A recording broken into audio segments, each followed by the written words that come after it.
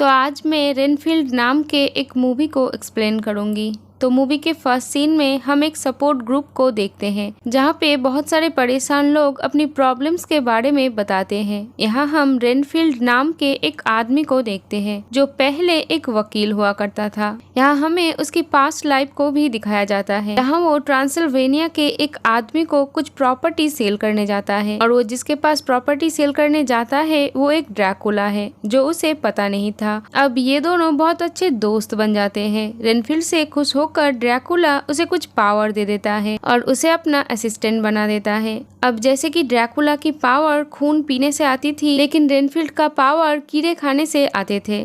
अब एक दिन एक एक्सॉर्सिस्ट कुछ ड्रैकुला हंटर के साथ इस ड्रैकुला को खत्म करने आता है और उसे कैद कर लेते हैं। वो लोग रेनफील्ड को समझाते हैं कि तुम्हारे पास अभी भी वक्त है, तुम अपनी लाइफ एक नए तरीके से जी सकते हो। लेकिन ड्रैकुला रेनफील्ड को डराता है कि अगर इन लोगों ने मुझे मार दिया तो ये तुम्हें भी कैद कर लेंगे। तो रेनफील्ड ड्रैकुला को आजाद कर देता है और ड्रैकुला एक्सॉर्सिस्ट के बॉडी को ब्लास्ट कर देता है। तभी एक हंटर ड्रैकुला के ऊपर सनलाइट डाल देता है तो ड्रैकुला जल जाता है, लेकिन रेनफील्ड उसे बचाता है। लेकिन अब उसके बॉडी का कुछ ही हिस्सा बचता है। ड्रैकुला कहता है कि मुझे पूरी तरह से ठीक करो। तो रेनफील्ड उसे बचाने के लिए न्यू ऑरलैंड सिटी ले आता है। यहाँ इन्हें बहुत साल बीत जाता है। रेनफील्ड ड्रैकुला के लिए इंसानों को लाता रहता है ताकि वो इनके खून पीकर से ठीक हो जाए। अब हमें प्रेजेंट टाइम को दिखाया जाता है जहाँ रेनफील्ड को एक आदमी के बारे में पता चलता है जो अच्छा आदमी नहीं था। तो रेनफील्ड ड्रैकुला के लिए उसे लेने चला जाता है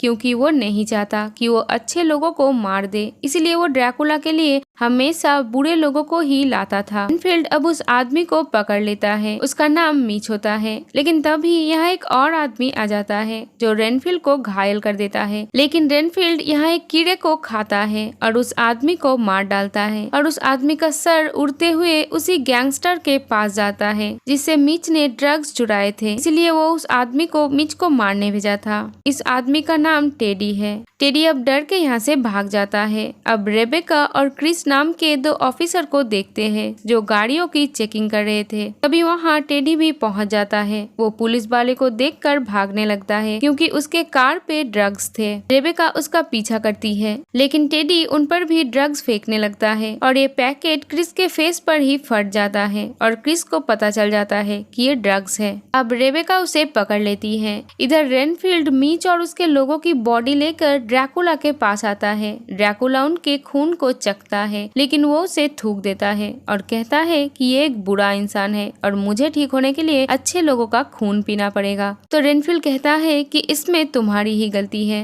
तुम्हें सावधान रहना चाहिए था। तो ये सुनकर ड्रैकुला को गुस्सा आ जाता है। वो उसका पेट काट देता है और कहता है कि तुम्हें मेरा ख्याल रखना ही होगा। वो फिर से उसका खून रेनफील्ड के पेट पर डाल देता है क्योंकि उसके खून में हीलिंग पावर है। तो रेनफील्ड ठीक हो जाता है। इधर टेडी पुलिस स्टेशन में था जहां उसका वकील आता है और उसे छुड़ा कर ले जाता है। इससे रेबेका बहुत गुस्सा हो जाती है क्योंकि इन्हीं गैंगस्टर ने उसके डैड को मारा था। अब वो अपनी बहन केट से मिलती है जो FBI में काम करती है। इन दोनों ने उस गैंगस्टर से बदला लेने के लिए ही पुलिस में ज्वाइन किए हैं। केट कहती है कि जिस गैंगस्टर ने हमारे डैड को मारा है मैं उससे बदला लेना चाहता हूँ, लेकिन अभी सही वक्त नहीं है। इधर टेडी उसके मॉम से मिलता है जो कहती है कि हमारी फैमिली का फ्यूचर अब तुम्हारे हाथ में है, लेकिन तुम सब गड़बड़ कर देते हो। इधर मीच के यहाँ रेबेका और क्रिस तलाशी लेने आता है। टेडी ने इन्हें इस जगह के बारे में बताया था। यहाँ पे इनको एक पेन मिलता है जो खून से सना हुआ था। इससे ही रेनफील्ड ने मीच के लोगों को मारा था। इस पर एक कैफे का नाम लिखा हुआ था। ये दोनों उस कैफे पर जाते हैं और टेडी भी यहाँ पहुँच जाता है। यहाँ रेनफील्ड भी था जो ड्रैकुला के लिए खाना लेने आया था।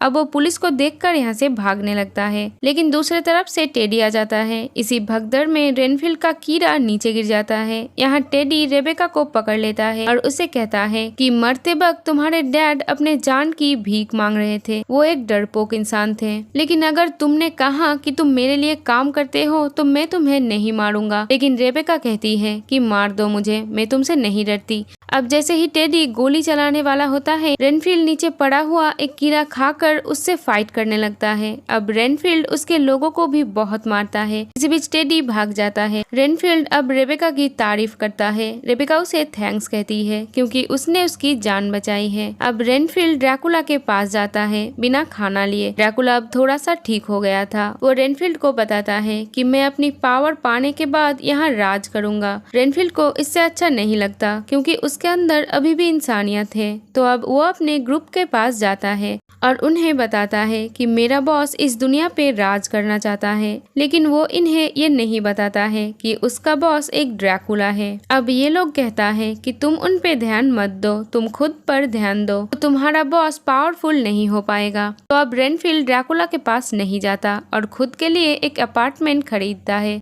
और वो खुद को भी चेंज कर लेता है। अब वो पुलिस स्टेशन जाता है रेबेका से मिलने के लिए और उस रात हुए हादसे में रेबेका को स्टेटमेंट देता है। इधर बेला कैफे के सीसीटीवी फुटेज में रेनफील्ड को देखती है जो सभी को मार रहा था। वो टेडी को कहता है कि जाओ इसे मार दो। इधर रेबेका वो पेन अपनी बहन को देती है जो उसे मिला था। रेबेका कहती है कि इस पेन पे लगी खून का डीएनए मैच करो। इधर टेडी रेनफील्ड को ढूंढते हुए एक पुराने हॉस्पिटल में पहुंच जाता है जहां टेडी को बहुत सारे लाशें पड़ी हुई मिलता है। अब तभी यहाँ ड्रैकुला आ जाता है और सभी को मारकर टेडी को मारने जाता है। तो टेडी उसे रेनफील्ड की फोटो दिखाकर उसके बारे में पूछता है तो ड्रैकुला बताता है कि यह मेरा असिस्टेंट है। तो टेडी कहता है कि रेनफील्ड तो अच्छे लोगों को बचाने लगा है जो ड्रैकुला के रूल्स के खिलाफ है। अब ड्रैकुला गुस्से में चमगादड़ बन जाता है और रेनफील्ड के पास पहुंच जाता है। हम देखते हैं अब वो ठीक हो चुका है क्योंकि उसने टेडी के लोगों को मारकर उनका खून पी लिया था। रेनफील्ड उसे देखकर डर जाता है लेकिन फिर उससे कहता है कि मैं तो आपके पास ही आ रहा था, लेकिन ड्रैकुला को तो सब पता था।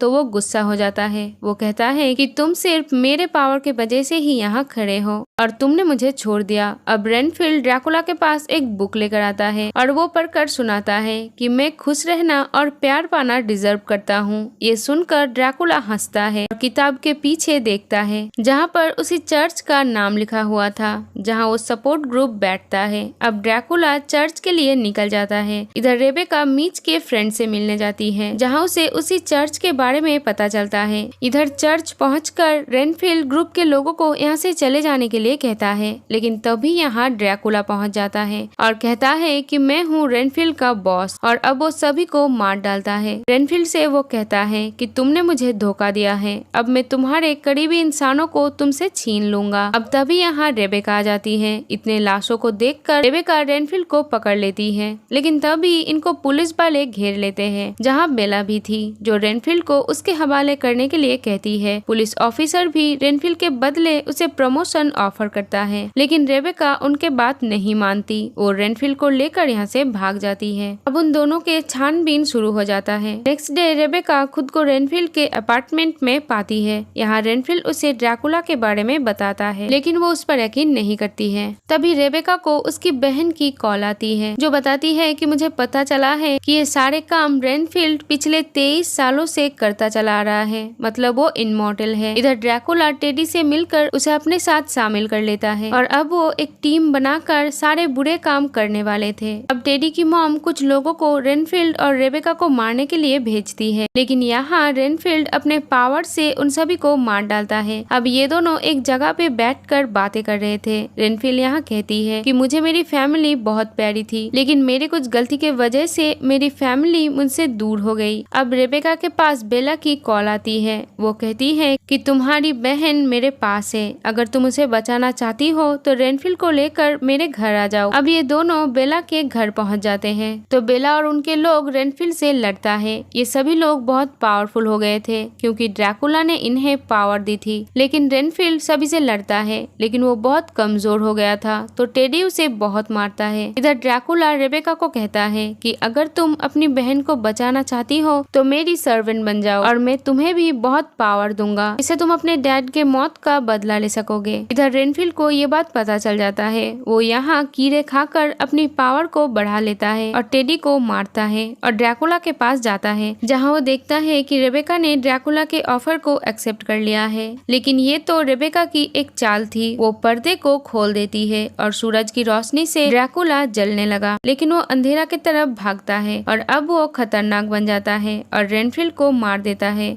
अब वो रेबेका को मारने जाता है, लेकिन वो ड्रैकुला के पैर पर गोली मार देता है और उसका खून रेनफील्ड के ऊपर गिरता है और रेनफील्ड हील हो जाता है और पावरफुल भी। वो ड्रैकुला पर अटैक कर देता है और उसे बहुत मारता है, लेकिन ड्रैकुला उसको पकड़ लेता है। लेकिन तब भी रेबेका ड्रैकुला के चारों तरफ जादुई घेरा बना देता है और ड्रैकुला यहाँ फंस जाता है और ये दोनों उसे मार डालते हैं और ये दोनों उसके खून को जमा कर लेते हैं और उसके बॉडी को पानी के जरिए अलग अलग जगह पे बहा देते हैं, जिससे अब वो दोबारा जिंदा नहीं हो सकता। और इसी के साथ ये मूवी यहीं पर खत्म हो जाती है। Thank you for watching. Bye bye.